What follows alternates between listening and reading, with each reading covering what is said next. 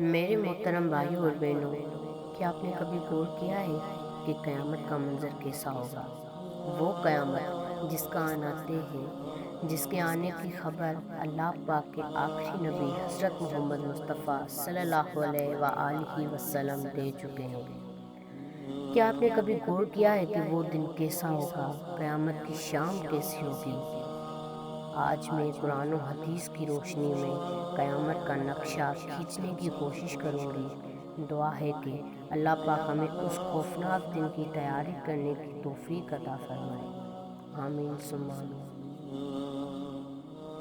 ایک ایسی ہی عام سی گرم دوپہر ہوگی یا پھر سرد دوپہر ہوگی،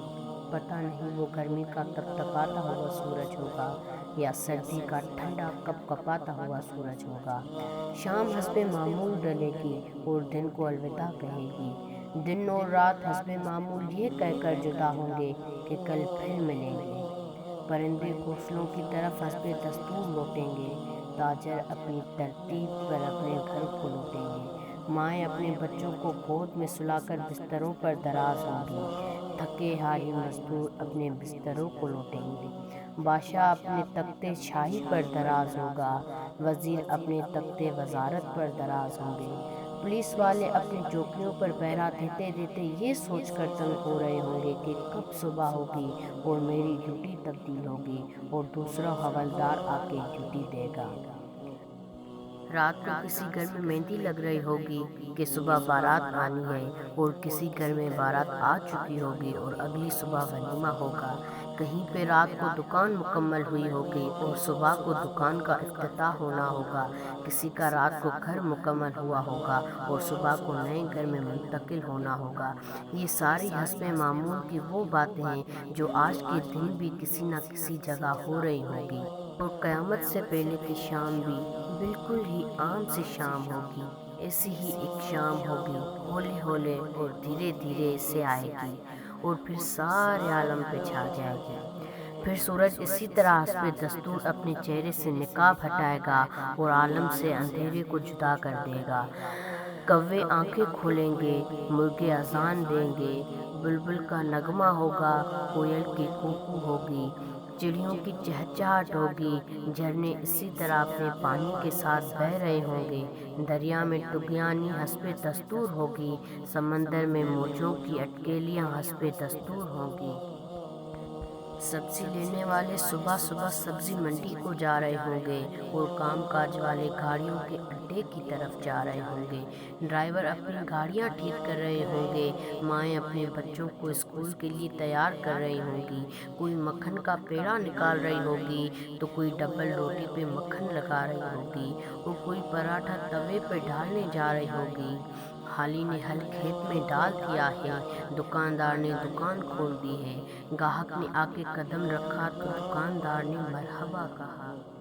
10 میٹر کپڑا طے پایا اور اس نے کپڑا ناپا اور کاٹنے کے لیے کینچی ڈالی، ادھر دکاندار کینچی چلا رہا ہے، ادھر گاہک پیسے گن رہا ہے، اور ادھر کاشتکار کا ہاتھ ہوا میں بلند بیج بکھیرنے کو ہے، ادھر دلہن کے لیے اس کی بہنیں اور سہیلیاں آئی بیٹھی ہیں، ادھر باراتی آئے بیٹھے ہیں، لوگ انتظار کر رہے ہیں کہ کب بارات چلے گی، کب باجا بجے گا اور کب دولہا آئے گا۔ ایسا ہی ایک عام دن ہوگا اور حسب معمول کے کام جاری ہوں گے، حسب دستور دنیاوی معلومات جاری ہوگی، اور اچانک سے ایک ہیبت ناک آواز آئے گی۔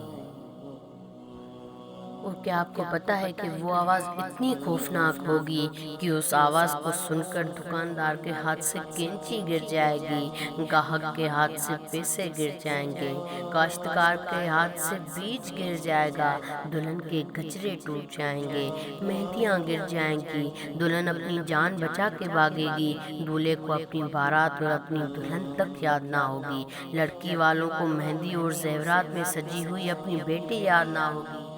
تو لڑکے والوں کو گھوڑے پہ چڑھتا ہوا دولہا بھول جائے گا، مساریوں کو اپنے ڈھول بھول جائیں گے، سیاست دانوں کو اپنی سیاست تک یاد نہ ہوگی، حوالدار تو اپنا پہرا بھول جائے گا۔ وہ خوفناک آواز پورے جہاں کا کلیجہ چیر دے گی۔ انسان کا کلیجہ تو ہے اتنا چھوٹا سا، اور قرآن پاک کے مطابق وہ آواز اتنی ہیبت ناک ہوگی کہ اس آواز کو سن کر زمین و آسمان کے کلیجے پھٹ جائیں گے، پہاڑوں پہ بہتے ہوئے چشمے خشک ہو جائیں گے، ماہوں کے ہاتھ سے وہ نوالے گر جائیں گے جو وہ اپنے بچوں کو کھلا رہی ہوں گی، وہ ماں جو چند لمحے پہلے اپنے بچوں کو اپنی چھاتی سے دودھ پلا رہی تھی اور میرا چاند کہہ کر اپنے بچے کا ماتھا اور گال چوم رہی تھی، وہی ماں اپنے بچے کو ایک ٹوکری کی طرح ہوا میں اچھل دے گی کہ یہ مرتا ہے تو مرے مگر میری جان بچائے۔ لیکن آج بچائے تو کون بچائے اللہ پاک کے سوا؟ آج ہر ایک شخص پر اتنا خوف طاری ہے کہ اسے اپنے بچوں کی پکار نہیں سنائی دے رہی۔ آج دھرتی پر مسلمان کوئی نہیں ہوگا، یہ اللہ پاک کا شکر ہے کہ قیامت صرف کافروں کے لیے ہے۔ مسلمان کوئی نہیں ہوگا، اس دن انسان اپنے ہاتھوں سے بنے ہوئے گھروں کو ٹوٹتا ہوا دیکھے گا، سنگ مرمر کی اینٹوں کو ادھڑتا ہوا دیکھے گا، اپنے تخت کے پرزے ہوتا ہوا دیکھے گا، اپنے اسلحے کو بکھرتا ہوا دیکھے گا، اپنی طاقت کو ٹوٹتا ہوا دیکھے گا، اپنے جسم کو ساتھ چھوڑتا ہوا دیکھے گا، اور یہ سب ضرور ہوگا، یہ سب آئے گا تو سب بھاگ نہ سکیں گے۔ آج بھاگ سکتے ہو تو بھاگ کے دکھاؤ، آج چھپ سکتے ہو تو چھپ کے دکھاؤ، آج نہیں بھاگ سکتے، آج موت کا دن ہے، آج کائنات کی ہر ایک چیز کی موت کا دن ہے، آج موت نے سب کو چکی میں ڈال کر پیس کے رکھ دیا ہے، آج ساتوں آسمان کی موت ہے، آج فرشتے بھی موت کا ذائقہ چکھ رہے ہیں۔ پھر اللہ پاک کی آواز آئے گی، جبرائیل سے کہو مر جائے، میکائیل سے کہو مر جائے، یہ سن کر اللہ پاک کا عرش کانپ جائے گا اور کہے گا یا اللہ کیا جبرائیل بھی مر جائے، کیا میکائیل بھی مر جائے، یا اللہ ان کو تو بچائیں، ان کو تو بخش دے۔ اللہ تعالیٰ فرمائیں گے خاموش، آج میرے عرش کے نیچے کوئی نہیں بچ سکتا، یہ دیکھو کوئی آنکھ ہے تو دیکھے اللہ کی بے نیازی کو، آج جبرائیل بھی تڑپ کر مر گیا، آج میکائیل بھی چکرا کر گر گیا، اور چشم تصور میں اسرافیل کو بھی گرتے دیکھ لو، آج عرش کے فرشتوں کو بھی گرتے دیکھ لو۔ اب ایک عجیب منظر ہے، ایک ہیبت ہے، ایک سناٹا ہے، ایک خوف ہے، ایک جلال ہے، اوپر اللہ ہے اور نیچے عزرائیل کی ٹانگیں بکری کے بچے کی طرح کانپ رہی ہیں، اور اللہ پاک شان بے نیازی سے کہہ رہا ہے کون باقی، کون باقی؟ عزرائیل کہے گا یا اللہ اوپر تو باقی اور نیچے تیرا عبد عزرائیل باقی، تو اللہ پاک کی ہیبت ناک آواز آئے گی کہ تو بھی مر جا، اسی امر کے ساتھ جس امر کے ساتھ میں نے تجھے پیدا کیا۔ اللہ اکبر، کوئی عزرائیل کو مرتا دیکھے مگر کوئی نہیں ہے جو دیکھے، پھر سب کو موت کی وادی میں دھکیل کر اللہ پاک کہے گا ہے کوئی میرا شریک تو سامنے آئے، ہے کوئی میرا شریک تو سامنے آئے، ہے کوئی میرا شریک تو سامنے آئے، لیکن اس دن کوئی آواز نہیں ہوگی، کوئی آواز نہیں ہوگی، کوئی آواز نہیں ہوگی، اس دن تنہا ذات باقی اللہ کی ہوگی جو کہ وحدہ لا شریک ہے۔ میرے پیارے بھائیوں اور بہنوں، یہ ہے وہ دن جس کا آنا طے ہے، یہ ہے وہ دن جس کے لیے ہم اس دنیا میں آئے ہیں۔ اس دن کچھ باقی نہ ہوگا،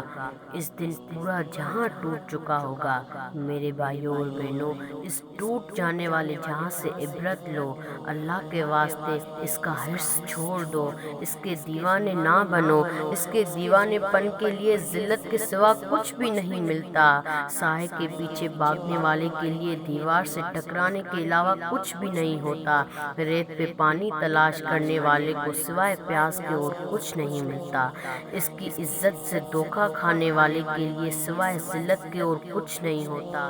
اس کی جوانی پر اترانے والے کے لیے بڑھاپے کی خوفناک آہیں ہیں، سسکیاں ہیں۔ اس دن کا انتظار کرو جب بڑھاپا اس کی جوانی کو کھا جائے گا۔ اس دن کا انتظار کرو جب اس کی اولاد بھی کہے گی کہ اماں مرتی ہی نہیں، ابا مرتا ہی نہیں۔ دعا کرو اللہ والد صاحب کے لیے آسانی پیدا کر دے، یعنی وہ دوسرے لفظوں میں یہ کہے گا کہ اللہ پاک میرے والد صاحب کو موت دے دے۔